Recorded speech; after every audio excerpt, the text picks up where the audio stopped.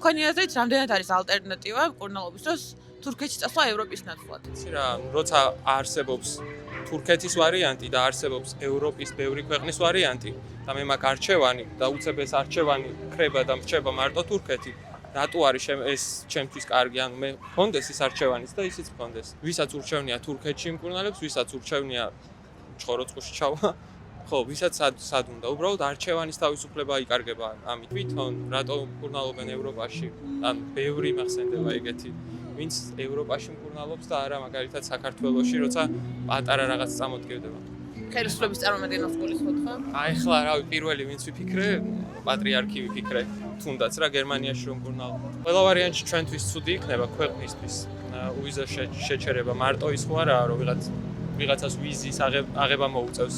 ეგში ბევრი ადამიანისთვის ეს ამარტივებდა სწავლასაც, მკურნალობასაც.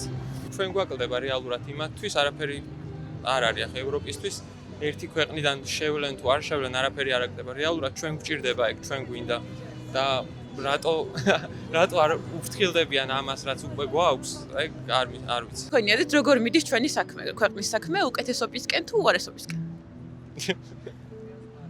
სერიოზულად მეკითხე. დგას, უბრალოდ დგას ჩვენი ქვეყნის საქმე და დღევანდელ რეალობაში დგომა ნიშნავს უკან დახევას. ჩემ ახმაში დღესდღეობით არ მახსენდება ისეთი სფერო, რომელიც ვითარდება.